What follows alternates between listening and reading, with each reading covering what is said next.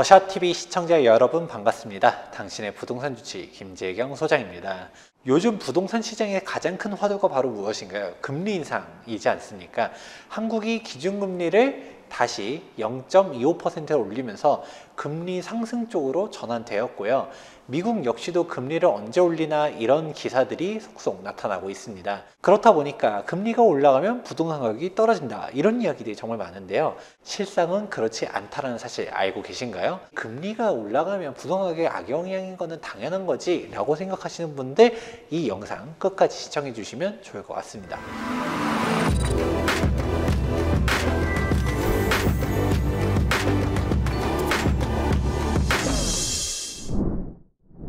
한국은행이 2021년도 8월 26일자로 0.25%를 인상해가지고 현재 기준금리 0.75%가 되어 있습니다. 그런데 다양한 전문가분들의 의견들을 듣다 보면 금리가 인상한다 하더라도 이게 0.25% 정도 차이로는 크게 영향이 없다, 혹은 애초에 대출을 받으려고 해도 대출 자체가 많이 안 나왔다 보니까 실질적인 영향이 얼마나 있겠냐, 금리 인상은 악영향이다 라는 거를 전제 조건을 깔아두고 그 악영향의 폭이 높냐 낮냐 이렇게 말을 하는 거잖아요. 그러면 아무래도 여러분들도 금리가 올라간다라는 것 자체는 악영향이라는 거를 부정할 수 없는 거 아니냐라고 하실 수 있을 것 같아요. 그 메커니즘은 아래와 같습니다. 기본적으로 금리가 올라가요. 이자 부담이 늘어날 수밖에 없겠죠. 그러면 어떻게 될까요? 소유자들 입장에서는 부동산 매물을 더 내놓겠죠. 부담이 되다 보니까. 그러면 즉 공급이 증가한다라고 할 수 있는 거고요. 매수자들 입장에서 어떤가요? 매수를 더 하려고 할까요? 이자 부담이 더 높아지니까 매수는 오히려 적게 할 거야. 즉 수요 감소가 나타나게 될 것이고요. 공급 증가, 수요 감소, 즉 부동산 가격은 하락한다 라는 게 기본적인 메커니즘입니다. 이거는 정말 1차원적으로 생각하는 것이라는 것을 제가 알려드리도록 하겠습니다. 경제학을 배웠다라고 하면 거시경제학 파트로 들어가게 됐었을 때 나오는 내용 중 하나가 바로 테일러 준칙입니다. 기준금리는 어떻게 결정될 것인가, 일종의 법칙을 만든 것인데요. 해당 표에서는 딱 두 가지 키워드를 잡아보시면 됩니다. 우선 첫 번째로는 목표 인플레이션에 따라서 금리를 조정한다. 두 번째로는 현재 경제 성장률에 따라서 금리를 조정한다. 사실 당연한 것입니다. 예를 들어서 인플레이션율이 높아요. 그러면 당연히 금리를 높일 거고요. 경제가 과열이에요. 그러면 반대로 진정시키기 위해서 금리를 높이겠죠. 반대로 디플레이션을 걱정할 정도로 물가가 너무 낮아. 그럼 어떻게 될까요? 금리를 낮추겠죠. 경기가 너무 안 좋아요. 경기를 부양시키기 위해서 금리를 낮추겠죠. 이렇게 보시면 된다는 것입니다. 국가별로 상관계수, 국가별로 더 중요하게 생각하는 가중치에 따라 달라질 수는 있지만 큰 틀은 이러하다라는 것을 알 수 있고요. 금리가 올라가게 됐을 때 쭉 경기가 후퇴할 것이다 이렇게 생각했는데 사실 금리를 높인 원인이 존재한다는 것이죠. 애초에 인플레이션율이 높다든가 경기가 과열이었기 때문에 금리를 높인 거고, 그로 인해서 경기가 후퇴한다 라는 원인과 결과가 애초에 달랐었다라는 것이죠. 금리를 높였다 이거 자체만 놓고 보면 부동산에는 악영향이라고 할 수 있겠죠.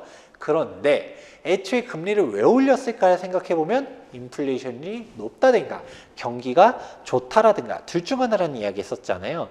그러면 이 둘 중 하나가 성립되는 조건 역시 부동산 가격의 상승 요인이라는 것을 생각해 볼 필요가 있습니다. 인플레이션율이 높아요. 그럼 부동산 가격 상승 요인이고요.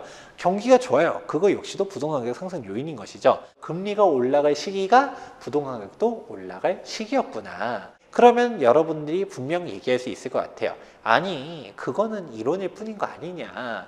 그래서 제가 가져왔습니다. 한국은행 홈페이지에서 설립 목적이 있는데요. 효율적인 통화신용정책의 수립으로 인하여 물가 안정을 도모하고 나라 경제의 건전한 발전에 이바지한다. 즉 인플레이션에 대한 부분과 경제 성장에 대한 내용들이 나타나게 되는 것이죠. 이론적으로만 얘기할 게 아니라 실제 통계 자료를 보면서 설명하는 게 보다 정확하겠죠. 소비자 물가와 기준금리와의 관계인데요. 보면 어떤가요? 기준금리가 높아질 때 물가 상승률도 높았었구나를 알 수 있겠죠.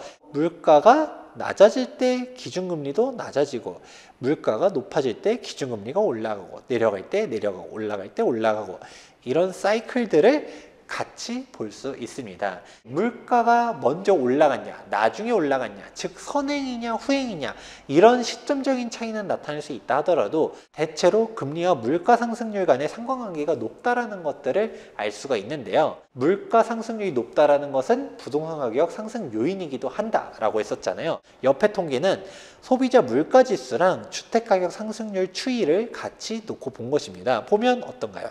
물가 상승률이 높을 때 부동산 가격도 같이 올라가고요.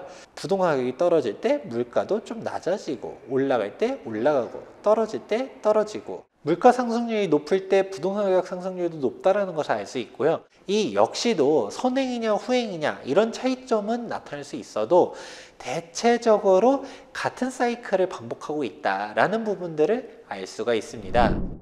지금 현재도 왜 부동산이 많이 올랐나요? 물가가 높잖아요. 그런 부분들도 같이 알아볼 수가 있다라고 할 수 있죠. 그러면 금리가 올라갈 때 부동산이 올라갔냐 안 올라갔냐, 이걸 보면 정답이 나온다라는 것이죠. 기준금리가 높아질 때 부동산 가격이 높아지네, 이런 부분들이 나타난다는 것이죠. 지금 보면 어떤가요? 부동산 가격 상승률이 높았던 시절이 금리도 차차차차차차 올라간다는 걸 알 수 있고요. 부동산 가격이 떨어질 때 금리도 낮추고, 부동산 가격이 올라갈 때 금리도 같이 올라가고, 떨어질 때 떨어지고, 최근은 이 동조화 현상이 깨졌죠. 왜냐? 금리는 계속 낮아졌는데 부동산 가격 상승률만 매우 높았으니까. 하지만 우리는 앞서서 미리 자료를 보았었죠. 이때는 왜 올라갔었냐? 물가 상승률이 높았었다라는 부분들을 같이 확인해 볼 수가 있습니다. 그러면 이 통계 자료를 통해서 여러분들이 알아야 되는 사실은 바로 무엇인가? 금리가 높아질 때 부동산 가격은 떨어지기는커녕 오히려 더 많이 올라갔었다라는 사실들을 알 수가 있습니다. 노무현 전 참여정권 때 많이 부동산 가격이 상승했었잖아요. 그때를 한번 다시 되짚어 보도록 하겠습니다. 그때 당시 기준금리가 몇이었냐? 3.25%였습니다. 그런데 그때 이후로 부동산 가격이 막 올라가니까 금리도 어마어마하게 올렸었죠. 당시 금리를 무려 7차례나 인상을 했었습니다. 참여정부 마지막 때는 무려 기준금리가 5%대까지도 올렸다는 것을 알 수가 있습니다. 그런데 이렇게 금리를 올렸기 때문에 부동산 가격이 잡혔나요? 아니죠. 여러분들은 다들 아실 겁니다.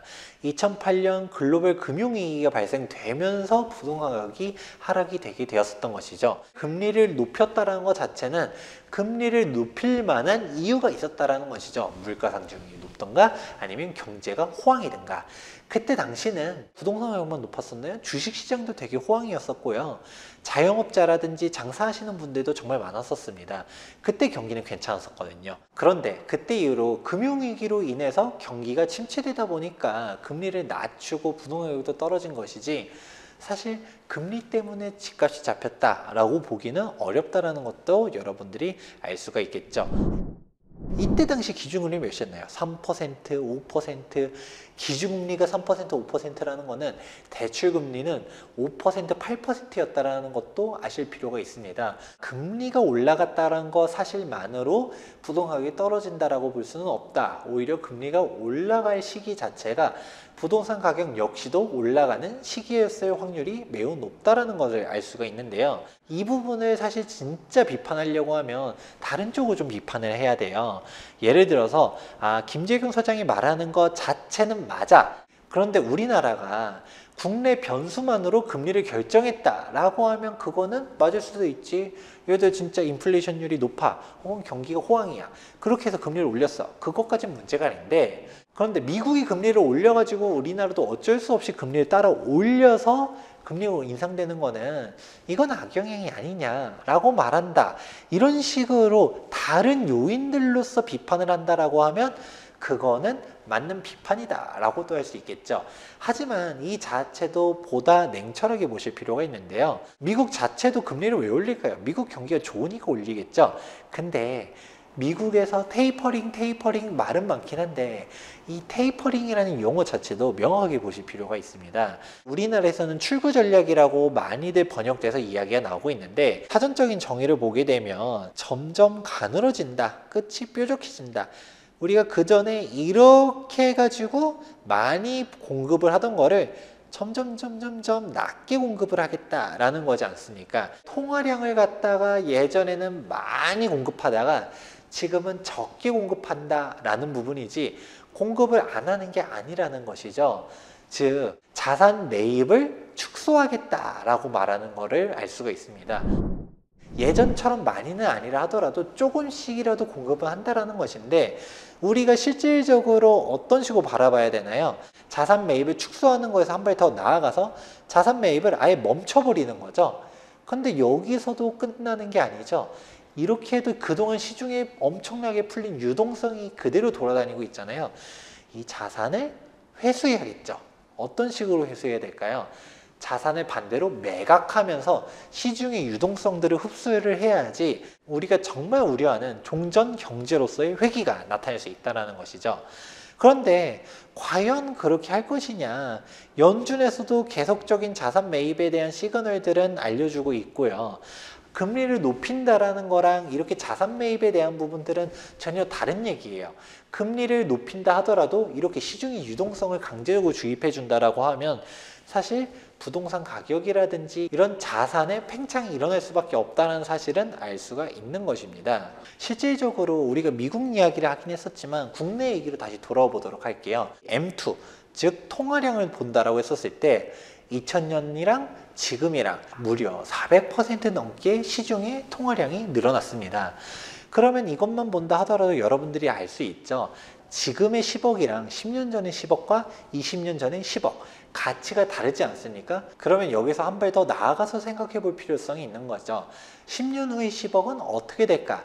이게 여러분들이 부동산 투자에 진입하게 되는 근본적인 원인이라고 할 수 있습니다. 안전한 실물 자산을 찾아가자, 인플레이션 해지, 에셋 파킹, 이 용어들이 도대체 왜 존재하는지를 생각해 보면 알 수 있다는 것입니다. 그런데 금리가 계속 또 올라가면 어떻게 되나요? 라고 말하시는 분들이 있을 텐데요. 사실 그것보다 더 중요한 게 있다는 얘기를 해드렸었습니다. 즉 금리 인상과 별개로 시중의 유동성이 더 공급된다는 게 더 중요하다는 이야기 했었었는데 정부가 예산을 어마어마하게 풀고 있어요. 전 정부를 통합해가지고 계속적으로 늘면 늘었지 줄질 않고 있거든요. 왜냐?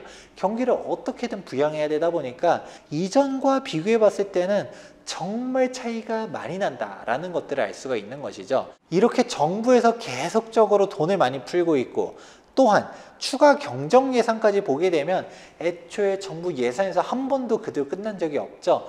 돈을 어마어마하게 시중에 풀고 있다는 것들을 여러분들이 아실 수가 있습니다. 당장 내년에 대선이 있죠. 대선이 오면 대선 후보들이 나타나서 공약들을 걸게 될 텐데 어느 대선 후보가 공약으로 갔다가 저는 국가 경제를 생각했을 때 긴축 정책으로 가야 되는 게 맞을 것 같습니다. 그동안 너무 국가 재정이 적자였었기 때문에 이 부채를 갚기 위해서 증세도 해야 됩니다 라는 공약 내세울 수 있을까요? 여야를 가릴 거 없이 누구나 다 사람들이 원하는 포퓰리즘적 정책을 내세울 거라고 보고 있습니다.